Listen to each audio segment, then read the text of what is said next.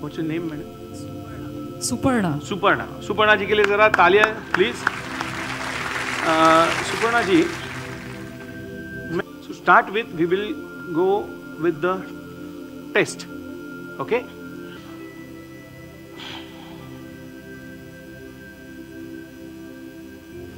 Fine.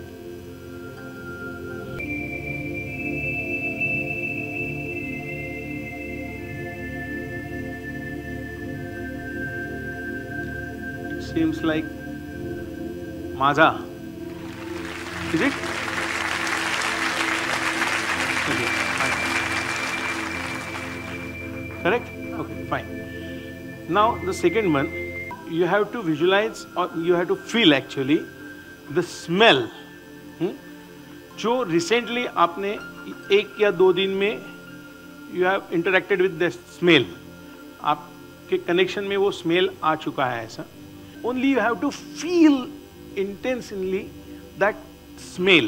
Stand here. और जैसे मैं कहूँ मेरे साथ आपको डीप ब्रीथ लेना है. हाँ, ready?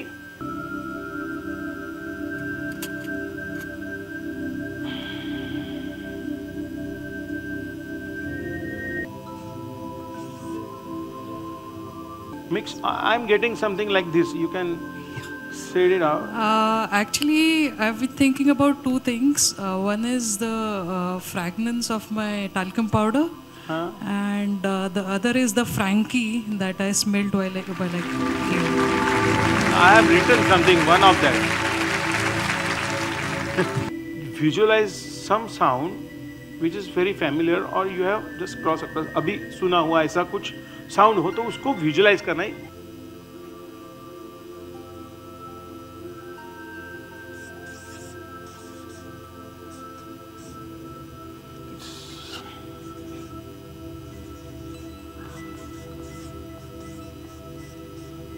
Say it loudly.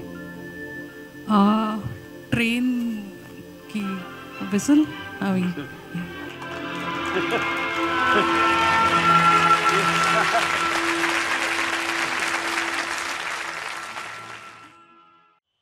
High, me mentalist Kedar.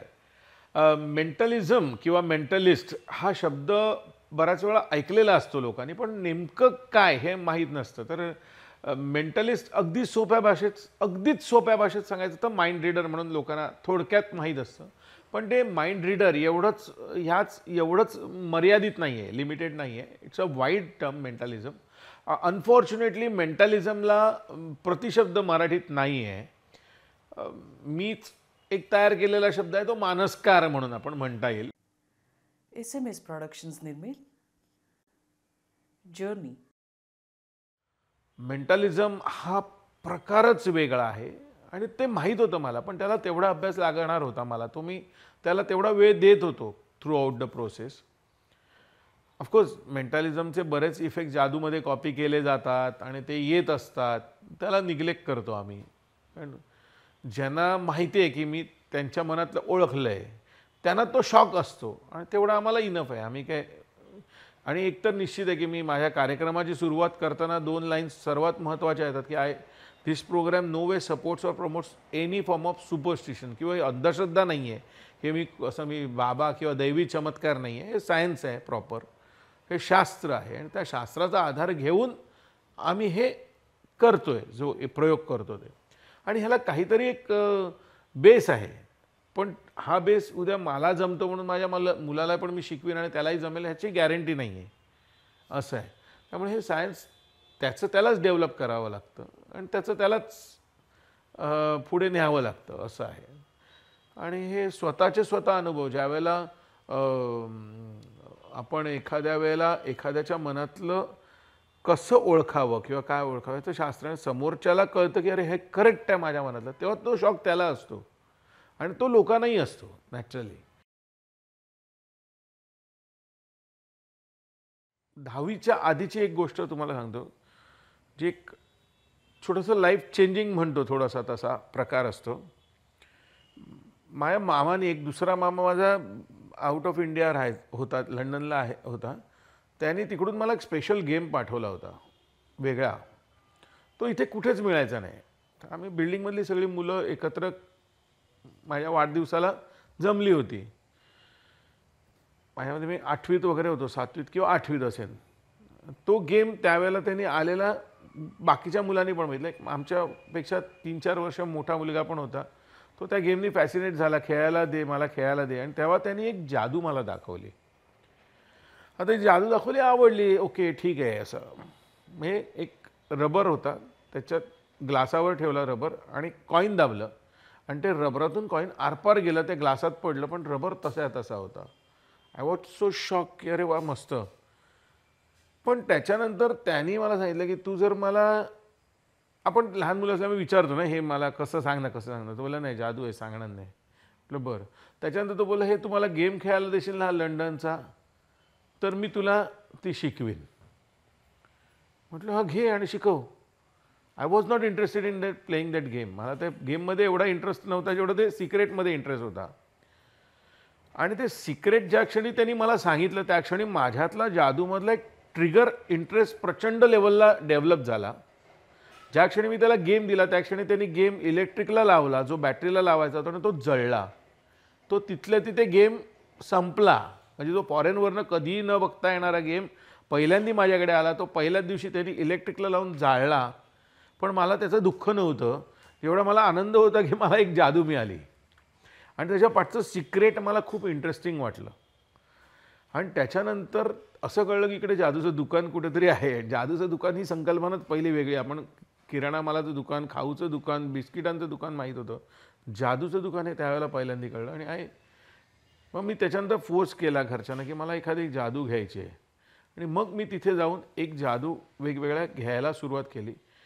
फक्त एकच व्हायचं की जादू त्यांच्याकडनं घेतल्यानंतर मी त्याच्यावर प्रचंड विचार करायचो आणि ती जादू अशा रीतीने बनवायचो की ज्याच्याकडनं घेतली त्यालाही कळणार नाही. बरोबर. मी जादूला वेगळ्या लेवलला जाण्यासाठी मी वेगळा प्रयोग केला होता की वेगवेगळ्या काही नाटकांमध्ये मी स्पेशल इफेक्ट्स डिझाईन करायचो. म्हणजे that was not magic. Bhushan Kadu चालताना त्याचं डोकं पडतं खाली आणि तोच पकडून परत लावतो. म्हणजे लोक किंचाळून उठायची स्टेजमध्ये आणि वन्स मोर त्याची काय बघितलं आपण 10 फुटावरनं. तर हे सगळे इफेक्ट्स मी त्यावेळेला केले. तर ते करताना मला सगळ्या बाजूचा विचार करायला लागतो. तिथे माझा लेखक जागा होतो, तिथे माझा जादूगार जागा होतो, तिथे माझा एक डिरेक्टर जागा होतो, कारण मला सगळ्या बाजूनी बघावं लागतं. आणि तसंच एक नाटक मी ऑलरेडी लिहिलं होतं 10 वर्षापूर्वी. ते घेऊन आपण येऊया म्हणून मी ते लिहिलं आणि मग ते नाटक मी करत होतो. पण ते काही कारणास्तव मला थांबावं लागलं. आम्ही माधुरी दीक्षित यांच्या हस्ते ते ओपन केलं होतं, लॉन्च केलं होतं, पण थांबलो काही कारणास्तव. आणि त्या क्षणी विचार केला मी आपण काहीतरी प्रचंड वेगळं घेऊन यायचं आता लोकांसमोर. आणि त्या क्षणी मी माझा जो 17 वर्षांचा अभ्यास जो चालू होता ह्याच्यात कुठेही तो नव्हता, पण कंटिन्युएशनमध्ये तो पाठी बॅक माइंडमध्ये आणि पाठी माझा अभ्यास चालू ठेवला होता मी कोणाशी जास्ती न बोलता. तो म्हणजे मेंटलिझमचा. आणि तो सगळा 17 वर्षांचा अभ्यास मी पुढे 1.5 वर्ष अक्षरशः दिवस रात्र करत होतो. आणि त्याच्यानंतर मग मी शेवटी माइंड इट हा माझा शो घेऊन ॲज अ मेंटलिस्ट आलो. आणि that was havoc in the world.